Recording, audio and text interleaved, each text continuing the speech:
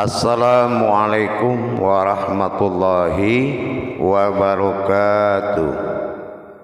Alhamdulillah, alhamdulillahi rabbil alamin. Assalatu wassalamu ala asrafil anbiya'i wal mursalin, sayyidina wa maulana Muhammadin. Ashhadu an la ilaha illallahul malikul haqqul mubin, wa ashhadu anna Muhammadan abduhu wa rasuluhu was-sadiqul wa'dal amin. Allahumma salli wa sallim wa barik wa karim ahzanul nabil karim. Ihdinil ladzi min jamalika wa innal ladzi min jalalika wa innahu min kitabika. Wa tahirin wal mujahidina amma ba'du. Ibadullah, bersyukur kita kepada Allah dengan mengucapkan alhamdulillahirabbil alamin atas segala limpahan karunia, rahmah dan hidayahnya, serta dengan izinnya juga kita dapat menjalankan amanahnya, beramal dan beribadah zahir batin dunia dan akhirat. Bersalam kita tidak akan pernah kita lupakan. Marilah sama-sama kita sampaikan, kita limpahkan kepada junjungan kita Nabi Allah, Nabiul Akhirul Zaman, Rasulullah Muhammad sallallahu alaihi wasallam.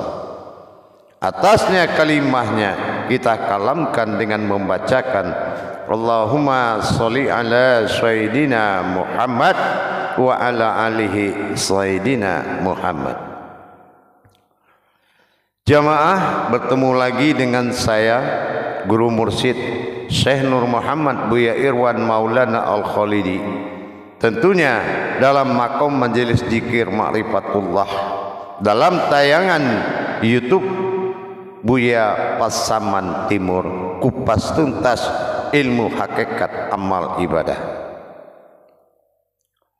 Insya Allah di dalam kita memahami tajalli Allah, salah satu tajalli Allah yang paling bermuqarrabin adalah diri. Diri yang dimaksud yang bisa menembus singgasananya Allah, yaitu kerajaan tauhid siriyahnya, adalah diri siriyahnya, diri sifat bagi Allah. Itu dinamakan dengan ihsan. Kita sama-sama memahami diri ihsan adalah diri yang sangat menentukan keberhasilan seseorang bertajalli atas nama diri menuju kodrat ketuhanan Allah Subhanahu wa ta'ala, yaitu ilah, Tuhan tunggal. Dalam masa pencarian pendekatan diri disebut dengan perjalanan rohani di dalam alam tasawuf. Sesungguhnya mendapatkan diri yang bisa menjadi tajalli kepada Allah adalah hakikatnya Allah yang berasmakan Allah, yang bernamakan kodrat keumatannya adalah ihsan. Ihsan adalah kodrat diri yang pertama, yang dikatakan diri rahasia.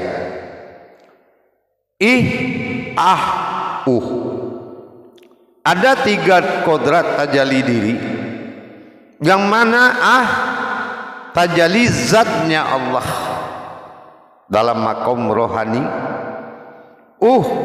adalah dalam makom batin, sementara dalam makom sir rahasia. Wa khalaqtuka li adli wa khalaqtuka li adlika. Aku ada karena engkau, engkau ada karena aku. Inilah yang dikatakan kun fayakun. Antara kun alif tersirat fayakun, waw muncul dalam fayakun, menandakan dia, adanya aku maka adalah dia. Dianya inilah yang dikatakan dengan asma alif lam lam ha, yang disebut alif kasroh i, di kasroh i dan ha ih. Ini dinamakan makom sifat. Diri sifat adalah diri tajalli sirullah. Dari mana kodrat asalnya diri ih terwujudnya di dalam ibadah tunggal kepada Allah. Diri ih berasal dari suatu sir yang disembunyikan di dalam martabat Muhammad. Asal usul diri ih adalah tajalli kodrat sir, rahasia keakuan Allah, yaitu pada kodrat Muhammad. Kita lihat pembuktiannya, yaitu dalam makom derajat kerasulan sebagai tanizil khadim Muhammad, tanizil khadim, khadim azali. Inilah yang dikatakan khadim azali. Siapa khadim azali itu? Adalah diri rahasia yang berkodrat Muhammad dengan sebutan sallallahu alaihi wasallam. Ini derajat yang sangat dimuliakan. Sallallahu, sesungguhnya aku Allah, alaihi, Tuhan yang hidup, wassalam, yang menyelamatkan. Padahal kita lihat derajat itu ada pada makom Muhammad sallallahu alaihi wasallam. Tetapi dilihat dari sabut matsaininya, di situ digambarkan bahwasannya yang sallallahu alaihi wasallam itu, sallallahu, sesungguhnya aku, alaihi adalah Tuhan, wassalam, yang menyelamatkan. Diberikan martabat itu kepada Muhammad karena Ahmad sudah berhasil memuji Muhammad sebagai nurnya, telah memuji batinnya Allah bernama Ahmad. Maka Allah memberikan hidayah, suatu derajat kepada Muhammad sebagai syafaat sallallahu alaihi wasallam. Itulah asalnya daripada alaihi wasallam. Alaihi, alif awal, ha belakang. Alaihi,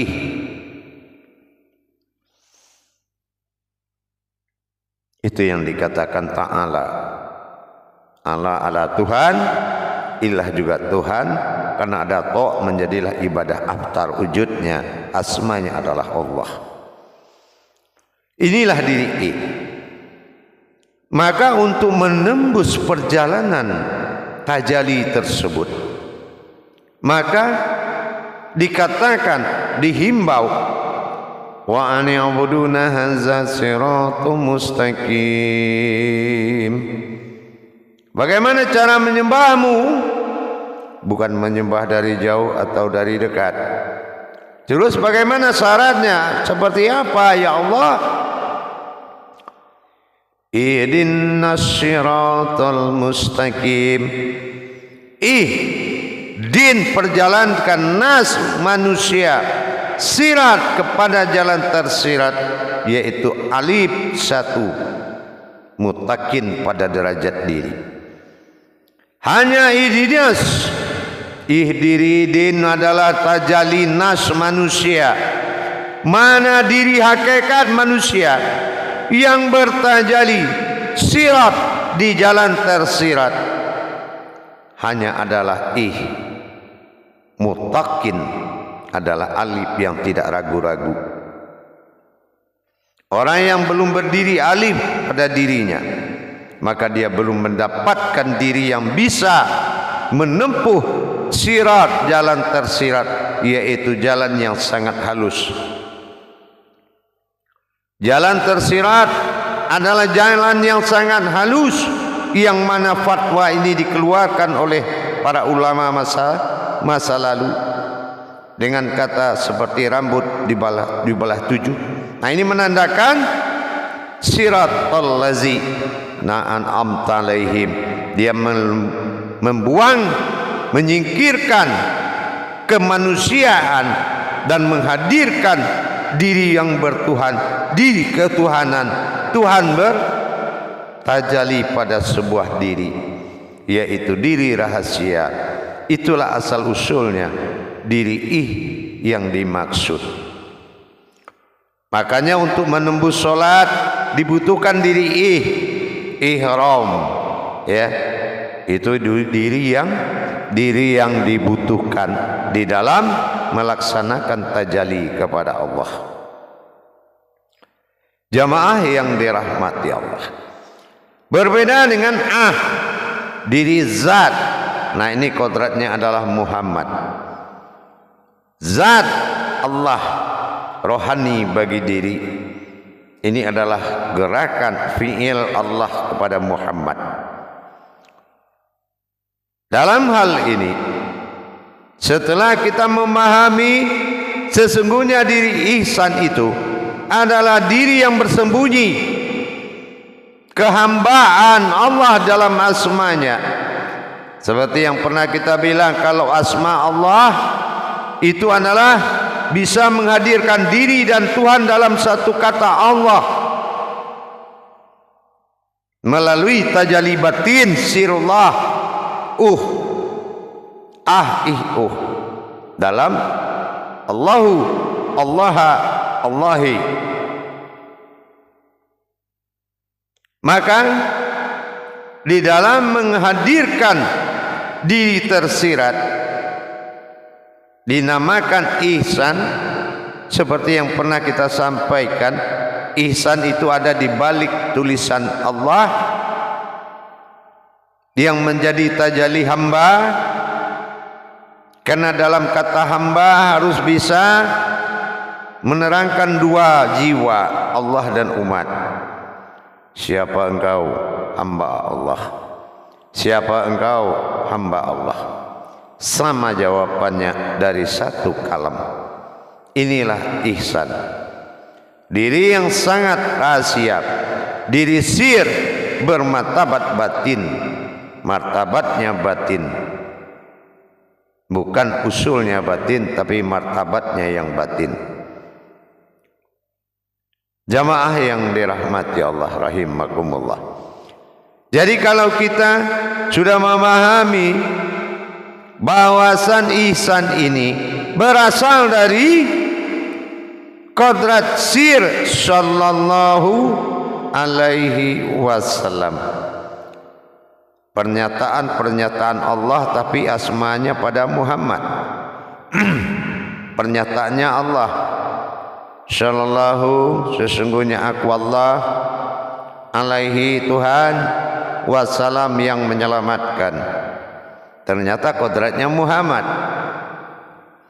Di sini sudah jelas diuraikan oleh salawat.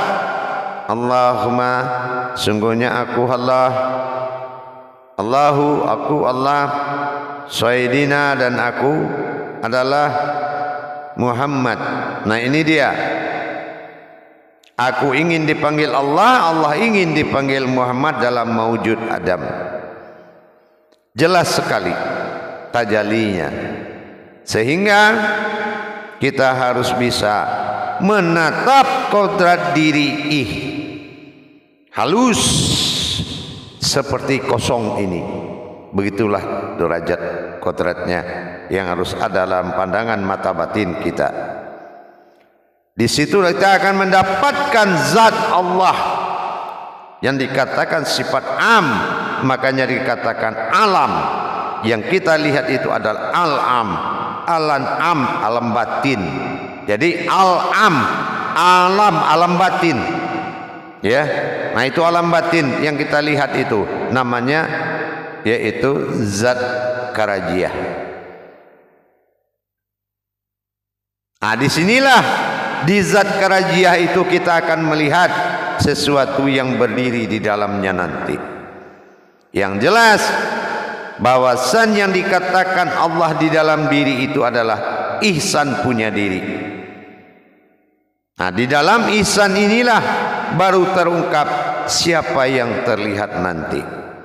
Jadi asal usul diri ihsan itu adalah suatu diri sir yang bermartabat dan berasal dari kodratnya sallallahu alaihi wasallam.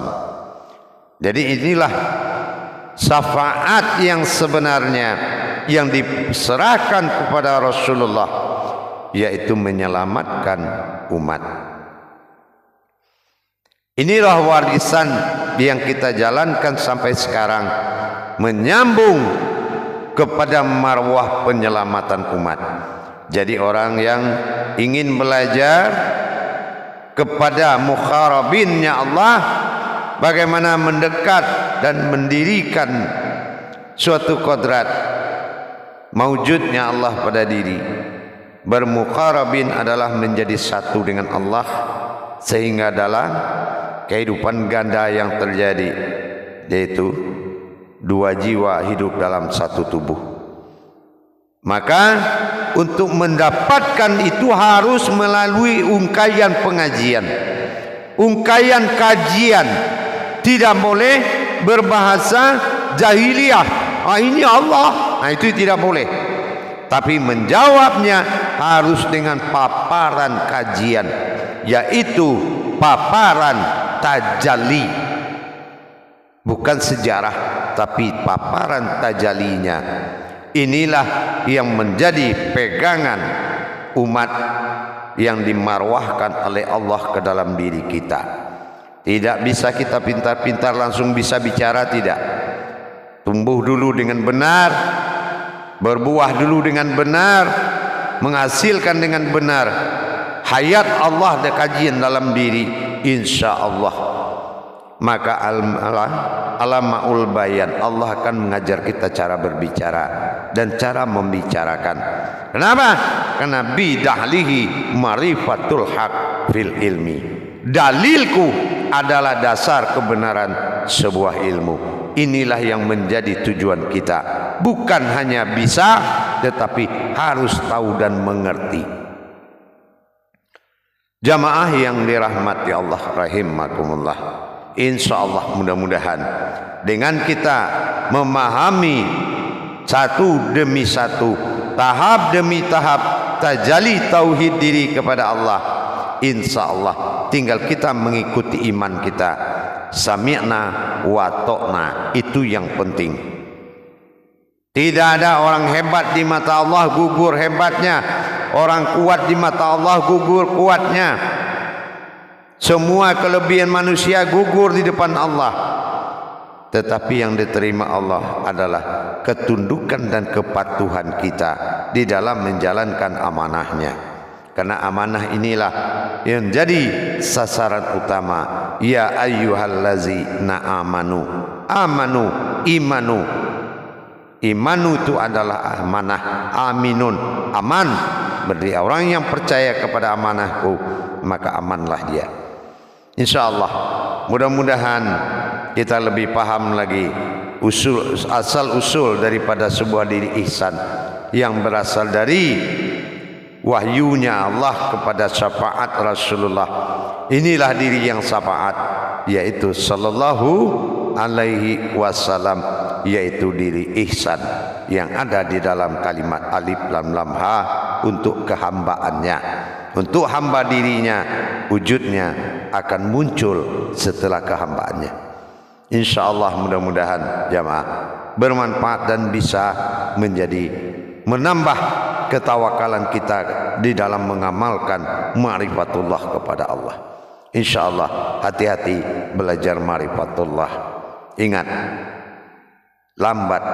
terlambat bukan artinya kalah. Menang atau dahulu bukan artinya menang.